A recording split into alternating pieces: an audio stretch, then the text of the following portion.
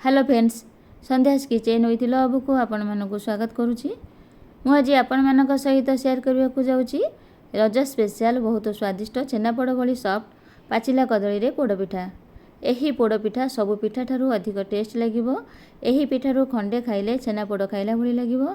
पाचिला कदली रे पोड़पिठा किपरि बनिछि ता जानिबा पई वीडियो को स्किप न करी फुल वॉच करंतु। जदि वीडियोटी भल लगिबो तेबे गोटे लाइक करिवे, शेयर करिवे, चैनल रे नुआ थिले निश्चय सब्सक्राइब करिवे। तेबे आसंतु स्टार्ट करिबा आजिर रेसिपी। पाचिला कदली रे पोड़पिठा करिया पई 4टी पाचिला कदली नेइछि। एही कदली बहुत भल भाबरे पाचि जाइछि। पोड़पिठा पई एही भली बेसी पाचिथिबा कदली दरकार। प्रथमे कदली चोपा छड़े बोले रखी नेउछि। एही कदली को हैंड ब्लेंडर सहायता चकटी नेउछि। एहाको हाथ रे किबा मिक्सिंग जार रे पेस्ट करनेबे। कदली को चकटी सारलानी। पोड़पिठा करिया पई 1 कप सुजी, 4 बड़ चमच चीनी नेइछि। सुजी जंतिया पई गैस रे करेई बसई नेइछि।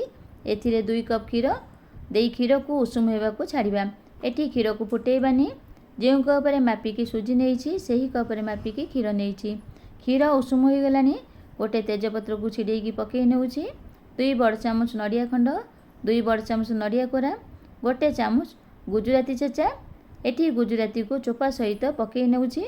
हाफ चामच गोलमरीच गुंड, गोटे चामच पान मधुरी, गोटे चामच काजू कटा, गोटे चामच किसमिश बा 10 रु 15 टी किसमिश, 4 बड़ चामच चीनी, हाफ चामच लुण, गोटे कप कदली पेस्ट।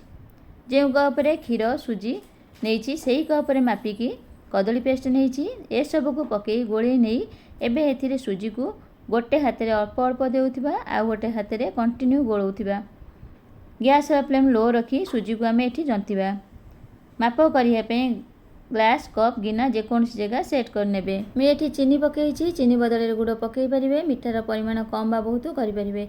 ध्यान रखिबे आमे सुजी को जमा हाई फ्लेम रे जंतिबानी। लो फ्लेम रे सुजी को कंटिन्यू गोळेई जंतिबा। सुजी करेईरु छाड़ी जेमती एकाठी हेबो से पर्यंत जंतिबा। देखंतु सुजी को लो फ्लेम रे 15 मिनिट जंतिला परे सुजी भल भाबरे जंति होई करेईरु छाड़ी एकाठी होई जाइछि। एबे एथिरे गोटे चमच देसी घी पकई भल भाबरे गोळेई नेई गैस ऑफ करि नेउछि। देसी घी जदि खाउथिबे निश्चय पकेइबे। देसी घी पकेइले पोड़पिठारे बढ़िया फ्लेवर आसीबो, टेस्ट मध्य भल लागिबो। सुजी जंतिया को बेसी टाण करि जंतिबानी, एही भली रखिबा। बेसी समय जंतिले जंतुनी बेसी गाढ़ा होई गले पोड़पिठा टाण हेबो। एही भली जंतिले पोड़पिठा नरम बा सॉफ्ट हेबो।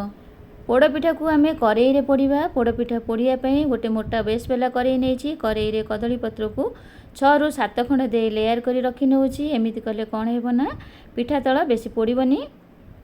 पत्र को मुझे निआरे सेकी नेछि। पत्र को निआरे सेकी नेले पत्र सॉफ्ट हेबो। पत्र देई सारी पत्र ऊपर देसी घी लगे नेउछि। एबे एथिरे सुजी दंता को रखी नेउछि।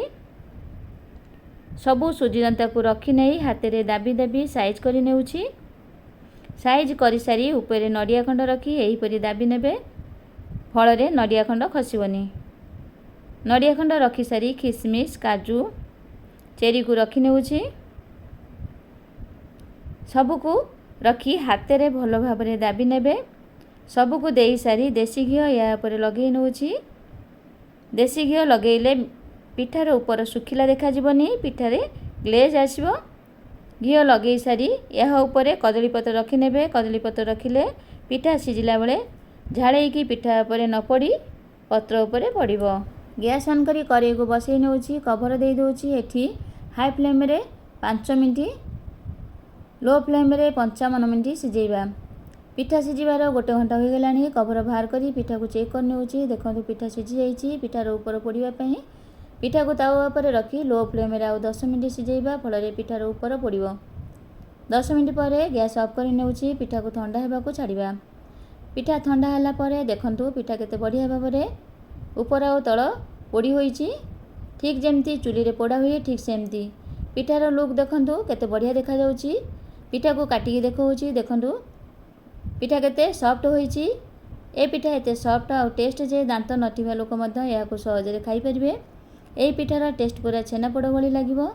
आशा करूछि एई रेसिपी निश्चय आपण मानकु भल लागिबो। एई प्रोसेस रे कदली रे पोड़ पिठा बनांतु, खाआंतु। रेसिपी केमती लागिला कमेंट करि जणाइबे। आज पे रहिली पुणी आसीबी आ गोटे नुआ रेसिपी नेकी। से पर्यंत रहिली। नमस्कार, जय जगन्नाथ।